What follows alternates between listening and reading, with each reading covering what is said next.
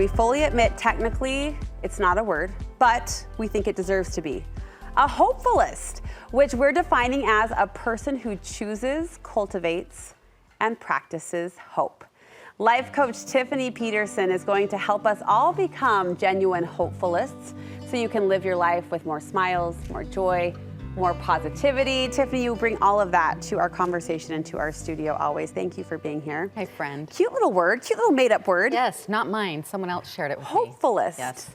How would you define that from your lens? Yeah, well, I think anytime we're working with that concept of hope or faith or love, these are things that we choose them, right? And a hopefulist is someone who's choosing to be hopeful. Like it's a choice, and they're leaning into it as something like, this is my identity, and this is what I choose to be about. Boyd Matheson, who hosts Inside Sources on KSL News Radio in the afternoons, he does a lot of political analysis, and he was here this week talking about the upside of the political election. And I found it super interesting. I've been thinking about this. He said between a pessimist and an optimist, you have hope. And I thought that was an interesting, balance, array of words to consider, and hope being in the middle, because it is a choice, as you described. It's something you do have a little bit of control over. And I think the thing to acknowledge is all humans at some level, it's almost easier to be more negative or pessimistic, right? Just naturally the way of humans and our literal brain. Last year I was doing this research around gratitude and how powerful gratitude is, but the science behind gratitude. And our physical brain is wired to problem solve. Our brain is wired to scan for threats and to see what's missing or what needs to be addressed. Our brains are not wired, literally, science-wise, we're not wired to appreciate. So we have to choose this and practice hope. Now, truly, of course, the environments we're raised in and different things influence our dispositions. Yeah. But all of us at this point as conscious adults, we will make this as a choice. And I think knowing that it's like, oh, wait, I can choose to cultivate hope. I can choose to cultivate pessimism. There is choice in this, and what am I going to choose to be about? It also prompts kind of a roll up your sleeve sort of attitude. And no matter where you are on the ladder of hope, how can I go one step up, or how can I lean in just a little bit more? So we choose hope, and then we cultivate hope. How do we do that? Yeah, so hinging off of that, years ago I heard this phrase that hope is a choice, not just a feeling, right? And similar to faith, it's not just a choice, or it's not just a feeling, these are choices like we're talking about. So with choice, then we cultivate it to think about, what am I reading? What am I listening to? What am I watching? What are the thoughts? What are the positive practices I can be working on? Like a gratitude journal or prayer, meditation, or choosing to find or see the good, or to follow positive accounts on social media that are regularly talking about the good people and the good things up to in the world. We choose to put those things in our environment or practice them as habits will help us feel more often hopeful, faith and love and kindness, but because we're choosing to cultivate it. Do you think we underestimate, like you referenced social media, for example, do you think we underestimate the impact of those voices that we invite into our lives? Brooke, 100%, right? We know this. And we're all, I'm having to live my own coaching all the time. So it's not just, hey, here's all the right things. It's like practicing for my own mind and my own spirit of the things I want to put the positive in, and I want to be mindful of who I'm following and what, is showing up in my world, and how I'm feeling has a lot to do with what I'm consuming. And there's this phrase that I'm really loving lately that says this: your input shapes your outlook, right? So think about that. What your input is going to shape your outlook. Oh, I love that. And so what you're consuming and putting, just like my body feels a certain way after eating certain foods, right? Sometimes positive, sometimes not so positive.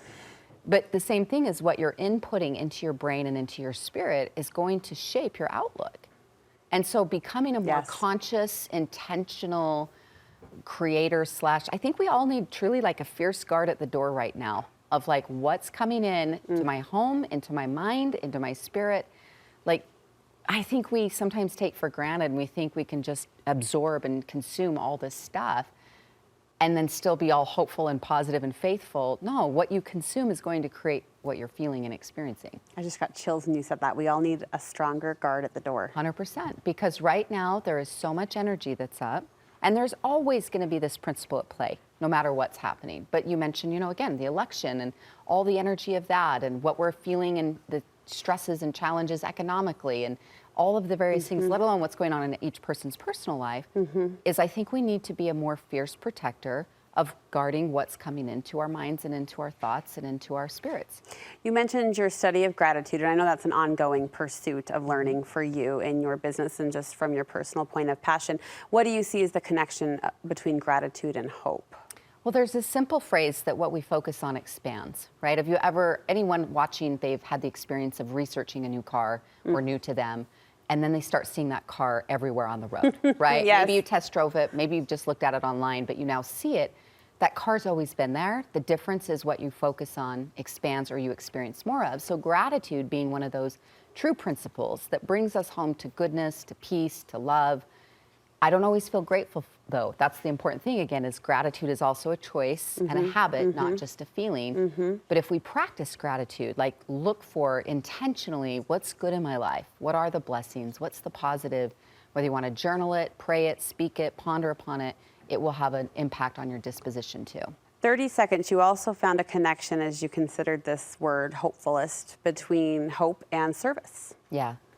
I think it's one of those tried and truths, right? That one of the best ways to get out of a funk, get out of the blahs, is to focus on someone else. Again, you're shifting your focus from what's wrong in my life, what's not going well, how can I serve or help someone else, is one of those alchemists to the blues, I think, or one of those ways that we help take what we're navigating. And it doesn't mean it'll make everything so bright and Pollyanna, but it will help us shift our mood because we're focusing on service, which also creates connection and community. I love your words, Tiff, and I more so love the spirit that you bring and the passion behind what you're saying. And viewers always feel that. We always hear the love when we get a pep talk from you, and we're lucky enough to get a pep talk from you. So thank you. You have an upcoming project that can help people in their efforts to become more hopeful. So every November, this will be the 13th year, I host a free coaching series called the Gratitude Series, and it's myself and a thought leader once a week for 1 hour. It's also recorded, so if you can't attend live, you can catch the recording. And we talk about these principles in depth: gratitude, giving back, how to practice it, how to expand it into our lives so it becomes more of a habit versus just a nice idea. So, and if you want to join, you can join me at gratitudeseries.com is the website to opt in and to get connected to that. It's a free series this November. I also love that gift you give us every year. 13 years now? 13th year. That's amazing. We're cheering you on. Thank you so much.